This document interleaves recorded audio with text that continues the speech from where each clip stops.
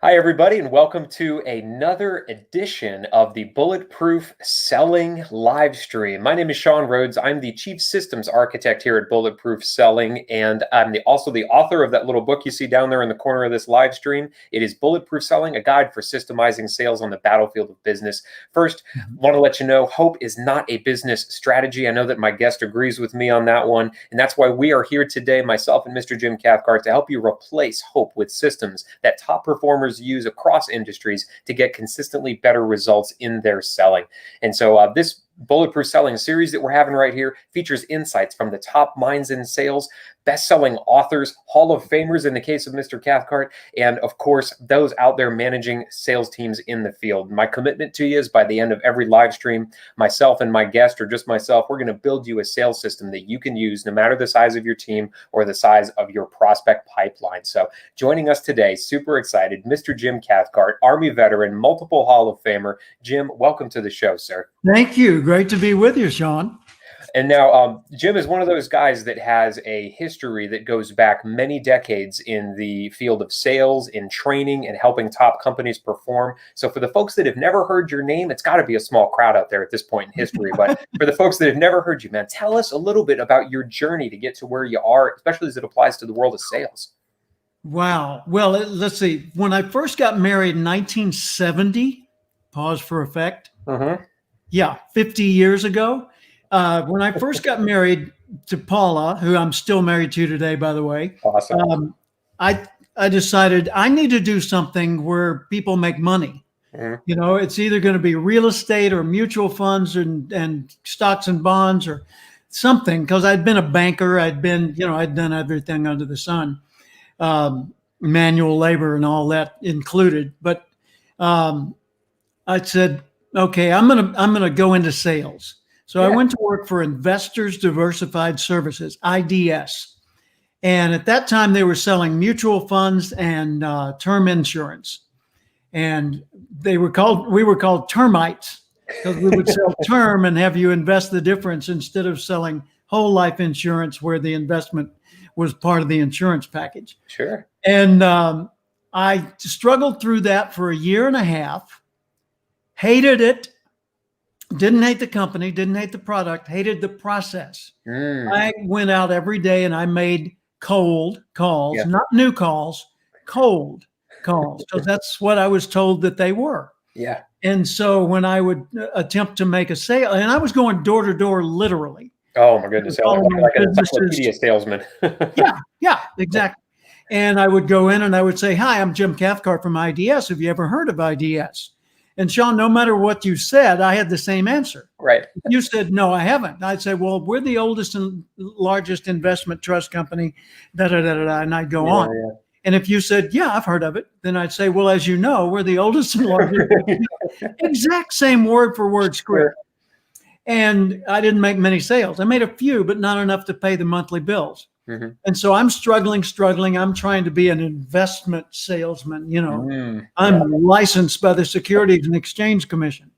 And I was. And I'd studied for a month sitting at home and reading their little manuals and then took the test, you know. By the way, to fill the gap between my day job and my needs, I was playing the guitar and singing in nightclubs. Yeah, that's another thing Jim and I share in common, both avid guitarists. So I've got my Martin sitting right over here. I know Jim has a bunch of guitars sitting in his home. I've got my Gibson Hummingbird there, and then I've got a Taylor T5, and then there's another Taylor down on the you're making me jealous. All right. Well, before I have to come visit you just to play your guitars, talk us about the transition between cold calling to realizing that there had to be a better way in the world of sales. What was that transition? What happened was I failed. You know, I ended up having to leave. I just quit and said, that doesn't work for me. I guess I don't have selling genes. So I took a series of jobs, worked in a grocery store, unloaded trucks and boxcars, ended up at a government agency, as an assistant to a guy who didn't need one, you know, making $525 a month. Sure. And then one day I heard Earl Nightingale on the radio, a show like yours, you know, just but it was a very short little broadcast. And what he said that day totally changed the direction of my life. He said, if you will spend 1 hour extra every day studying the field you've chosen, 5 years from now, you'll be a national expert in that field. Wow. Well, Sean, I was 50 pounds overweight. I smoked 2 packs a day. I had never been an athlete. I had never been an academic achiever, high grades. Graduated in the bottom half of my class, but actually the bottom quarter of my graduating class in high school. 2 years college, dropped out. Newly married, baby at home, broke. Wow. Yeah. No connections. Nobody in my family had a college degree. I was not encouraged to be a learner, and I didn't think I could sell. Now, that's a pretty good formula for depression. Yes, it is. So I heard Earl Nightingale on the radio, and all of a sudden it hit me. Oh, my God. An hour a day. I'm a government worker. I got 8 hours a day. What else am I doing? Yeah. Yeah. I could do an hour a day. Sure. And then I thought, I don't want to study urban renewal. That's the agency I worked at. Right. So I started thinking, what do I want to do? And a few weeks later, it hit me. I want to do what the guy on the radio is doing. Wow. But I had no clue what that meant. Right. So I just took him at his word, and I started studying human development. I read all the classic books, Think and Grow Rich, Power of Positive Thinking, How to Win Friends and Influence, on and on, all those basic starters that are so well known now. And then I started making different choices. And then I joined the JCs, the Junior Chamber of Commerce, and formed a new chapter in my neighborhood with some friends. And I got really involved. Now, pause for a second. Really involved means in the ensuing 2-year period, I went to 400 JC's meetings after working on weekends. Wow. 2 years, 400 meetings for free. And in many cases where I had to spend money, and I didn't have money. Right. And the reason I was so involved was it gave me a chance to learn about leadership, organization, communication, holding meetings, leading discussions, things like that. So I became my chapter's chairperson in charge of leadership training programs. Well, that led to moving on up the ranks pretty quickly. And pretty soon I was designated the liaison to the state headquarters. And then I was made district director for 5 chapters. Then I became president of my own chapter. Then I was made state chairman in charge of leadership training for 280 chapters. Wow. And in the process of all this, the guy who sold me a big library of Earl Nightingale's tapes. Yeah. We were all on cassette back then. Sure. He said, Jim, you ought to come to work with me. I said, I don't know how to sell. He said, yes, you do. You just don't think about it right. Oh. So from that point forward, I entered the field of personal development. I am now 44 years into the ownership of Cathcart Institute. I've spoken in 3,300 live engagements around the world. Been around the world literally 3 times in recent years. I mean, all the way around the globe on speaking lecture tours. Did 71 days on 6 trips to mainland China last year. Right, I saw that. Days in country. Yeah. And I've been president of the National Speakers Association here. Yep. And I've won every award that professional speakers receive on earth. And I mean that without bragging. And it doesn't come from just sticking around either. It comes from really being good at what you do. So I'm interested to hear. Well, I'm constantly becoming better at what you do. Right. Yeah. 44 years of the same year over and over, it doesn't do it. Yeah. Getting better every year. So for your journey then, because you get to talk to a lot of salespeople, a lot of executives, a lot of business leaders, has the main couple of challenges that salespeople face changed over the decades, or have they really been consistent? It's been unwavering. And what are those challenges? It's kind of like, has communication changed between people? No, but the mode of communication has changed. Okay. The culture has evolved and different rules apply, but it's still about, can I trust you? Can you trust me? What are you talking about? Right? And it's about clarifying what you want, whether what you want is to help or be helped. Okay. If you don't communicate it, you don't get it, right? Right. So what I found out in my transition from a failure at selling to a person that succeeded wildly Yeah. at selling was that selling is problem solving for Mm. pay. Hmm. You know, it's just helping people and getting paid for it. And I didn't realize that. I thought it was persuading people. I thought it was about talking them out of their money and into my product, Right. and doing something to them, not for them. Hmm. And when I changed, my whole world changed. And my book, Relationship Selling, Yeah. Yeah. I'm the one who coined that phrase, or at least popularized it. It may have been said before I made it popular, but no one was talking about it. Right. Yeah. You're the guy who's presented on it all over the world. So if Yeah, the challenges haven't changed, what yeah, are those challenges consistently? Is it communicating? Is it believing in what you're selling? Is it wanting to help? What are the things that salespeople continue yes, to struggle with? and yes. Yes, all of them. Okay.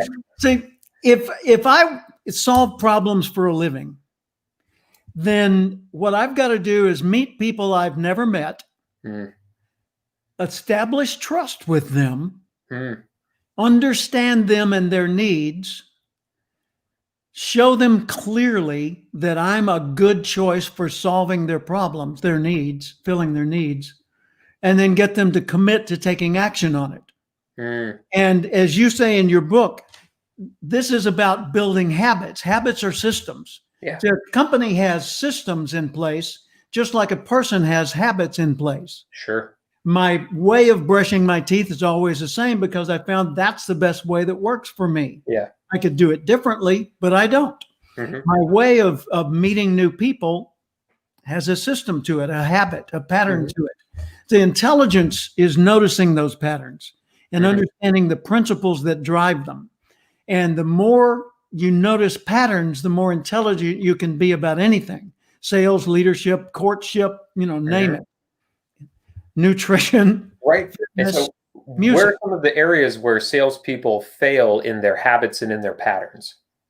Well, first they think that if they think selling is about knowing and then telling, Mm. and it couldn't be more wrong. You don't even have to know your product. Years ago, I had a protege. I was doing insurance company sales coaching Mm-hmm. for Mass Mutual, and worked with 36 agencies around the country. But specifically, most of my time was where I was based back then in Tulsa, Oklahoma, with Joe Willard's agency, Mass Mutual 111. And one of the guys who was working there was a former mayor of the town, a very respected guy who was an attorney and a CPA. Wow. Mm. And he came to me in a seminar one day and he said, Jim, I need to know much, much more about this product before I can ever sell it. And I said, no, frankly, you don't. And he said, what? Knowledge is power. I said, no, it isn't. Knowledge is data. Trust is power. Mm. You can apply the knowledge and get somewhere, but if you have people's trust, they can know it instead of you. Right. Knowledge isn't power. Knowledge is potential. And I said, here's your problem. You think you must know and master everything in order to go out and succeed in the world. That's proven by your track record, your path. Mm-hmm. You became an attorney. You became a CPA. You became a registered health underwriter, a licensed, a life insurance underwriter. You got all these credentials. When people look at your business card, it terrifies them. They're afraid they'll speak to you wrong. Right. So you're an intimidating guy. You've even been mayor of the city. Okay. When you go out there, you do a data dump and hope they'll buy, and they don't. He said, well, what else could I do? I said, I want you to do an experiment. For 1 week, I want you to make all the upcoming sales calls without any data at all. Don't take a binder. Don't take data. Just take a notepad. Mm-hmm. He said, well, I have appointments where I have to go and tell people about their policies. I said, I know. For 1 week, delay everything and go out there with an empty notepad, unarmed and curious. and go into each meeting and say, Sean, I'm sorry. I know we were scheduled today to go over this package that we had developed for you, but I was thinking this week, I'm not positive that I really understand exactly what you want to accomplish. And so anything I would present to you, it'd be just my best guess. Mm-hmm. Would you mind if I asked you a few deeper questions today before we do that? Mm. Well, of course he's going to say yes. Right. And well, what happened was this guy came back at the end of the week and he was jubilant. He was dancing through the office and everybody said, what's going on? He said, I just made the biggest sale of my life. Wow. Well, it turned out to be the biggest sale made in Massachusetts Mutual Life Insurance Company that entire year by one individual. Dang. The annual premium, first year premium on that policy he sold was $300,000. Nice. That was his sale. I Yeah. said, how did you do it? He said, I just did what you said. I went out there with a notepad and I said, well, Sean, I don't know what you want or what you need, but I want to know what you want. And once I was clear on that, I told him, I'll go back to the office and get my team of experts to tell me what you need. And the guy gave me a check and signed it and said, call me before you fill it in and I'll give you the go ahead. Nice. How about that? Yeah. How about just him showing up open-minded, not thinking he had to pitch, but rather that he was there to learn. Unarmed and curious. I got that line from David Newman. I love that. Okay, so it sounds like trust is a major factor in the patterns that you've seen successful salespeople have. How did you see the way that salespeople develop trust change in the midst of COVID-19 when all these outside functions were suddenly forced inside? I can't walk into a customer's shop anymore. I can't wander into a prospect's business and try to start up a conversation. That's right.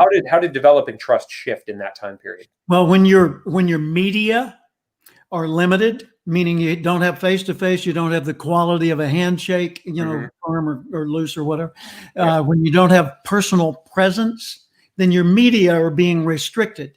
And it's kind of like the difference between this video call and this being audio only, or this being text only, Sure, or this being pre-recorded only so that there's no live factor to it, right? All of those change the possibilities that are open to me for establishing trust in the first place. So there's a dynamic that applies to all trust in all situations, whether it's you walking through a gang neighborhood late at night alone and unarmed, or whether it's you sitting down with a friend at church where you've been going for 40 years, or whether you're in the living room with your own family, right? The two dynamics are these: tension and trust. When tension is low, trust grows. When tension is high, trust has no place to grow. What do I mean by tension? Well, there are two types of tension. There is situational tension, which might be physical or emotional or otherwise, like in a scary situation or whatever, there's tension about that. But there's also interpersonal tension. If I don't like you, you're reminding somebody that did you wrong. Exactly. Okay. If I look or sound or act just like somebody you always hated, odds are stacked against me heavy. Okay, so going into a new situation, meaning a situation with someone that I don't know yet, what I've got to recognize is the tension level's already high. So I need to remove anything that would add to that. For example, I need to dress appropriately to that relationship in that setting. Well, no, the way I dress is an expression of who I am, and how they react to it is That's their problem. Yeah. No, it's not. It's very much your problem. If you choose to go in there looking like, you just came off the tractor on the farm and it's not a farm setting, you're way inappropriately dressed. If you go to a farm and you're wearing a three-piece suit and a tie, you're inappropriately dressed. And in either of those cases, you won't be trusted. Second, if you're just interested in you won't be trusted. You need to go out there interested in them. It's like my son, when he was in college, he worked at a UPS store, which back then was called Mailboxes, etc. And he said, you know, Dad, I've found that the people that get the most mail send the most mail, which goes along with the concept. If you want to be interesting, first be interested in the other people. So it's selling is about, well, selling involves a great deal of questioning and listening and confirming and understanding before you ever get to the point where you can say, look at my cool little tool. It's only $24.95, but wait, there's more. And you mentioned tension being a key factor in developing that trust. And in a time of crisis like COVID, forced upon a lot of people, they're worried about paying the rent, their businesses are going under. There's a lot of situational tension just involved in their own lives. And what do these salespeople do to help decrease that tension and still develop a relationship, even if they couldn't make the sale? One is acknowledge the elephant in the room. You know, if you're talking to someone today, if it's appropriate, acknowledge the recent news and all the ugliness going on in the political world. Right. That sort of thing, acknowledge it, but don't go there. Yeah, don't dive in. But don't bring it up on your own. If it doesn't appear to be part of the energy between the two of you, then don't bring it up on your own, because that'll distract people. Second, recognize that an email or a text is a lot like a live show up as a person on someone's doorstep. The person it's from, in other words, the email address that you have, if it's Sean, the cool guy.com, that's going to create a very different impression than if it's Sean at bulletproofselling.com. Right. So recognize that that's a factor of your appearance. It's the same as having your hair all messed up or having some kind of food on your face or in your teeth. It's that kind of a thing. It's distracting. It's not a deal killer, but it's distracting. Second, the subject line is your handshake and eye contact. So if the subject line doesn't imply an interest in them, it's only all about you, get my best deal right now. Why would they want to click on that? Right. And you find that subject lines are better customized to the people they're being sent to, even if it's just name, but even better if it's your name, your industry, a specific challenge I know you're having. What's your advice there? Well, the subject line, the more custom it is, the more personal it is, the more sincere it is, the more trusted it will be. And then the opening line should be personal and professional. And if you're going to do, the social dance, like, how are you doing? Hey, I hope things are going great in Texas or whatever. Don't do that in your opening line, because the people are going to look at that and go, nah. Next, right? Okay, so this is actually a really great segue to something that we try to do in every show. We do in every show. I'm not going to say try, because we both know from our military experience, there's try and there's do, and they're two different things. So we're going to build a system, and this is a perfect way to do it. So let's talk about turning emails into virtual handshakes. Yes. And every one of the systems, as you read in the book, because you were one of the people that was kind enough to give your thoughts on the back cover, it involves trimming hope away from their sales strategy. And the first T in that TRIM acronym stands for trigger. So the trigger event, it sounds like, for customizing a great email is going to be when I need to send the email or when I'm prepping to send an email. Would you say that's fair? That's when I know to bring the system into play. The second one, which I want to get your insight on, is that it's repeatable. So what are the couple of things that need to live outside my head that I have to do in order to customize my subject line and the opening sentences of my email? How do you advise salespeople research who they're sending an email to so that they can do that? I would say if you don't know who you're sending an email to, you're not ready to send an email. Oh, that's wisdom right there, buddy. That is wisdom. Yeah. So you cannot customize to the generic crowd.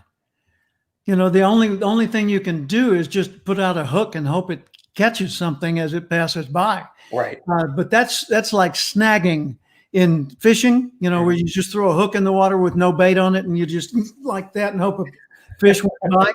And you can do that at the falls when all the salmon are jumping. Sure. But you can't do that in many other places. So in most markets, under most circumstances, you've got to figure out, is this going to attorneys? Is this going to real estate agents? Is this going to lawn care people? Who am I reaching out to? And what do they care about? What are they afraid of? Who do they listen to? Who do they not respect? What are the turn on words and turn off words for this particular industry or context? And then as much as possible, let them know that you're a fascinating student of how they can be better. Ooh, that's good too. A student of how they can be better. Okay, Yeah. so we've got the trigger. Let me throw in one more line. Hey, go ahead. One of the things I use frequently is I use the following tagline: "Come with me, and let's discover how much more successful you can be." Oh, for the personal development world, how could you get any better, right? That's why they're there. Yeah. I dig it. So we've got the trigger, we've got making it repeatable, in that you need to understand the industry, what they care about, and know that you're there to make them more successful. Yep. The third and get to the point. And get quickly. Get to the point in the first line. Okay, so get to the point in the first line. That's important. And so, in my mind, because I'm just building this out for myself, because I'm going to use what you're talking about.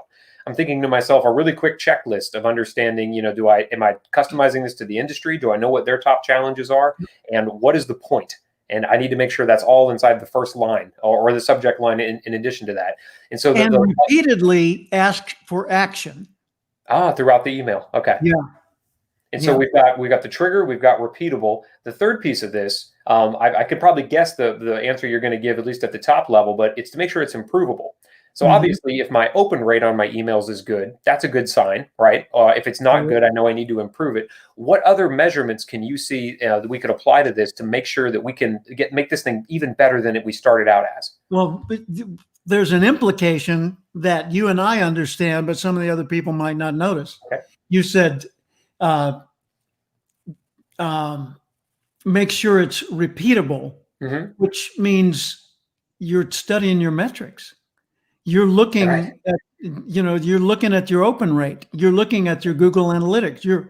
Your whatever, you're tracking this to see if it's working or not. And if it's not working, then you improve it and you do an A/B test or something to get it to be better and better and better. And then whatever works best, you figure that's A in my next A/B comparison to see what might be better than this. So you're always looking at the ratios. We used to teach in the insurance industry what was called the Purdue formula. And it was, you measure the number of calls on the number of prospects, the number of calls you make on them, the number of times you get an interview out of those calls, the number of times in those interviews you get to present your concept, the number of those times in which you actually asked for the order that day. Oh, that's important. Times they said yes, and the number of times you lost the customer afterwards versus keeping the customer. Okay. So all those ratios can tell you which part of selling to work on. Yeah. When I wrote relationship selling, I broke it into 8 sales competencies. A competency is a skill set. Because the skills for preparation are different from the skills for presenting. Skills for presenting are different from the skills for confirming, which people call closing, which is not about closing. It's about confirming. Because nothing stops, it starts in a new phase. And the skills for new calls are different from the skills that would naturally develop in cold calls. What's the difference between a cold call and a new call? Temperature. Cold call is uncomfortable, unpleasant, treated as an unwelcome thing. A new call is the same call done as what it is. An opportunity to meet someone, determine whether you should be selling to them or not by assessing their needs, and then establishing the beginnings of an ongoing business friendship. Love it. When people say to me, I'm going to do cold calls, I say, please don't. Don't do that. Make new calls. Go out and meet some business friends and establish some preliminary, agreements so that we can start serving a few of them and then grow from there. And so we've covered in this sales system that we've built, this virtual handshake via email. We built the trigger. We've got the fact it's repeatable. I know what I need to do to customize each of my emails. It's improvable, and I'm tracking open rates. Yep. And then I think measurable, which is the final M in that acronym, trim.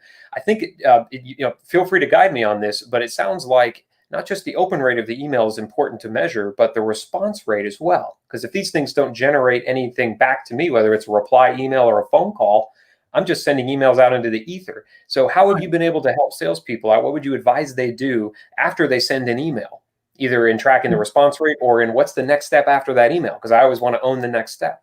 Absolutely. I was looking for a way to put the word never ending onto your trim acronym, but it didn't work. But anyway, it should be ongoing. It should be constantly reviewed, renewed, and refreshed, so that there's never a point where you say, okay, that's done. Let's just keep doing that. No, because something's going to change, and all of a sudden what was working is no longer working. Right. It's like in the tension and trust thing. There are things that create tension now that didn't create tension 2 years ago or 1 year ago in our case. Yeah. Right? There are things that next year will be the same. So you've constantly got to ask, what would cause them to be a little more anxious? Anxiety is based in fear, as opposed to eager, which is, positive anticipation. What would cause people to be anxious about me on any level, and remove all of those constantly? And so constant adaptation, and then never let people forget that you care about them.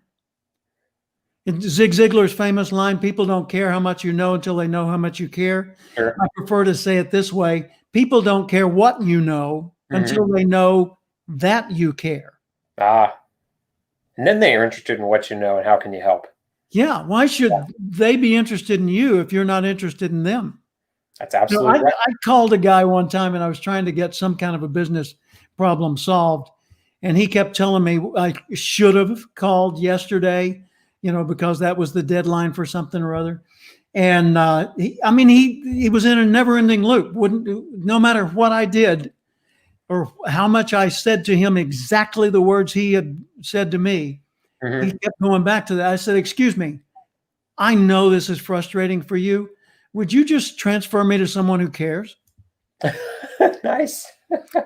Big, long pause on the line. And he said, well, I care. I said, no, I meant care about me and helping me resolve my problem. He said, well, I care. I said, I'm sorry. I couldn't tell by the way you were responding to me. Right. By the attitude. And I said, so since we both know and agree that I should have called yesterday, is there anything left I can do?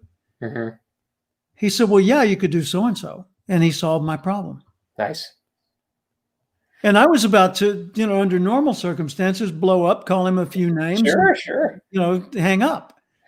Wow. And that made the difference. So there's decades of wisdom distilled into this one interview. Thank you very much for joining us. And because you have something coming out just about every quarter, if not sooner. What's the newest thing on your plate, and how do people find out more about the legend that is Jim Cathcart? Well, thank you. I'll put a item in the chat here. There's I do a series of free webinars. And if someone wants to schedule a strategy talk with me, there's a link for that too. But I put that on. Yeah, I'll make sure everybody has access to that in the show notes. But I'm writing a book. I'm always writing a new book. I know, I'm free going right now, but the one that's closest to fruition is on intelligent curiosity with Lisa Patrick. How to know what to wonder about and how to explore it. And it goes right back to what you and I were talking about in the first place, just taking an interest in the other person. And I teach people to start up again under this, the whole COVID world and new political reality that we're dealing with today. Yeah. What we've got to do is rethink our why, our how, and our what and when. And so I guide people through that process in a series of weekly webinars. And anybody that has any interest in either personal development, improving your sales, you would be remiss if you didn't get deeper into Jim's world, because he's been doing this for a long time, which means he's not only has the wisdom of what worked before, but he's also constantly looking forward into what is going to work in the future. That's why I wanted to make sure he was one of our first guests here. So make sure, if this is your first time joining us on Bulletproof Selling, you're following us on Facebook, on LinkedIn, and on YouTube. We do weekly live streams here, weekly podcasts that can be found on iTunes, Stitcher, and Spotify. And of course, for more free sales systems to help you replace hope with certainty in your sales processes, make sure you visit www.bulletproofselling.systems. Sean Rhodes here. It's been a pleasure serving you today. Jim, let's go out there and make selling bulletproof. Thanks for being with us. Thank you.